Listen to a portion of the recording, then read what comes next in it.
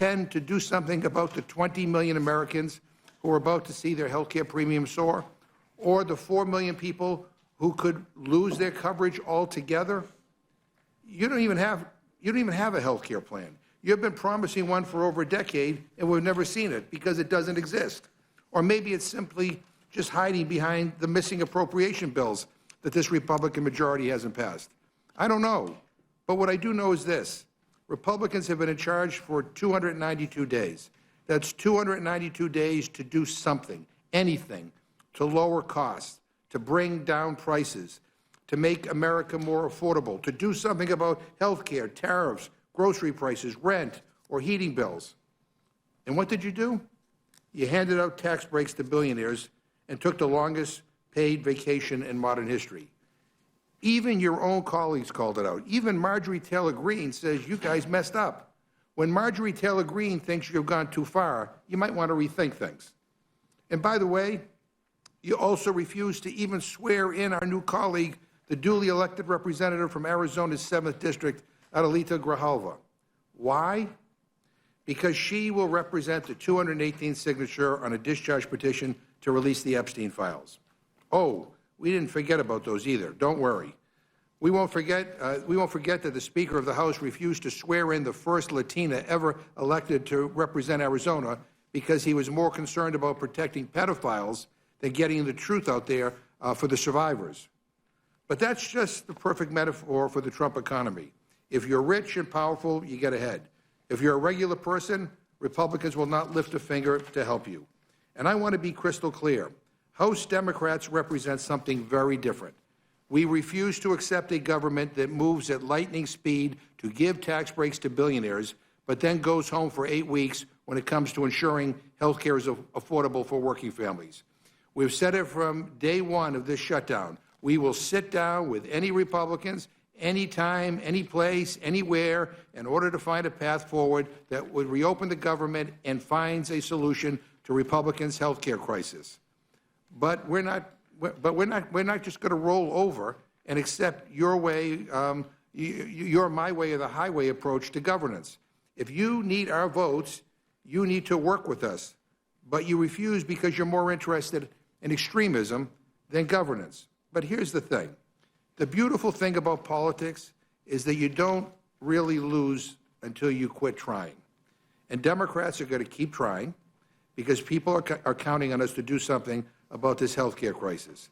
And when their health care premiums double and triple, and they will, and they're your constituents, I'm sure you're getting the calls, Republicans will own it.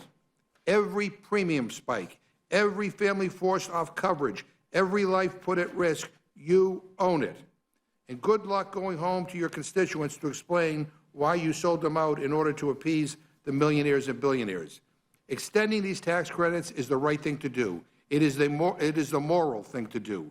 13 House Republicans have said it needs to be done because soaring health care costs will devastate our constituents, whether they live in a red state or a blue state.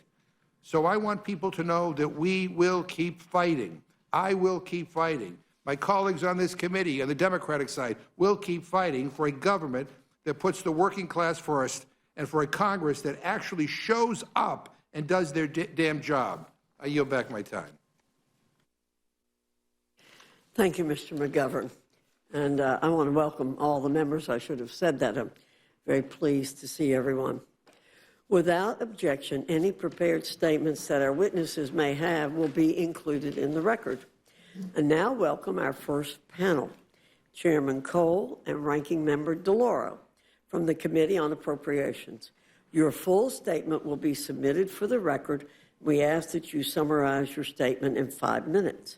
Chairman Cole, I welcome your testimony and welcome you back to the Rules Committee. Thank you very much, Madam Chairman. Chairwoman Fox, Ranking Member McGovern, and esteemed members of the Rules Committee, I thank you for your warm welcome and your kind invitation to testify today. As members of this committee are all too painfully aware, for the last 6 weeks, the federal government has been shut down. Millions of workers have gone unpaid. Air traffic control functions have slowed to a near halt. SNAP benefits expired, forcing millions of Americans to either find assistance from food banks or else go hungry. Seniors saw telepath resources suspended, and Head Start education programs for children have been closing. These are just a few of the examples of the harm being inflicted on our nation, yet it didn't have to be this way. Nearly 2 months ago, the House passed a continuing resolution that would have kept the government open and operating.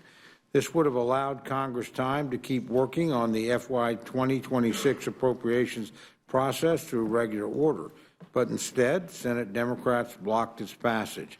The result of this political temper tantrum has been the longest government shutdown in the nation's history. For 42 days and counting, Democrats have held the country hostage. Make no mistake, all the pain, all the suffering, and all the difficulty Americans have endured in these past 6 weeks could have and should have been avoided.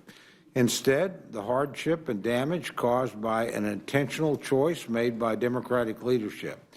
Minority leaders Hakeem Jeffries and Chuck Schumer led their caucus to shut down the government. And for 42 days, the American people have borne the brunt of that decision and have been mere pawns at partisan hands of the Democrats. At long last, reason has prevailed, and the measure before us will finally end this pointless shutdown. Today's bill will not only reopen the government, but it will also move the FY 2026 appropriations process forward, representing a return to regular order. This legislation includes 3 bipartisan, bicameral, full-year appropriations measures covering the military, construction, and veterans affairs, legislative branch, and agriculture, rural development, and food and drug administration divisions. These 3 bills have been negotiated between the 2 chambers and reflect a final, full, and bipartisan agreement. With passage of these 3 divisions, we will have full-year funding in place for many of our most crucial programs. Military construction needs will be met for a full year, as will medical programs for our nation's veterans. The legislative branch will be fully funded, including critical funding enhancements for the Capitol Police and for member security. The Department of Agriculture and Food and Drug Administration will also be fully funded, as will the WIC program, to ensure that pregnant women and young children will get the food and nutrition they need to survive and to thrive. Importantly, the agreement encompasses community project funding in both the military construction and agriculture divisions, reflecting Congress's clear control over the power of the purse. Inclusion of these projects was a high priority for the Appropriations Committee, and it accomplishes this goal while holding the line on overall spending levels. We also break Senator Schumer's beloved end-of-the-year holiday omnibus habit. No more 1,000-page spending behemoths at midnight. Republicans have restored an open, line-by-line process. As we continue to make strong progress on full-year FY 26 bills, we've included a continuing resolution to fund the remainder of the government through January 30th, 2026.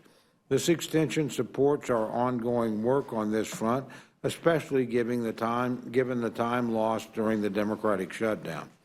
The simplest truth today is this: reopening the government will put an end to the chaos Democratic leadership has inflicted on Americans. It will also ensure that SNAP funds are made available to ensure that no American goes hungry. It will reestablish control of the skies, keeping our nation's air traffic moving during the holiday season.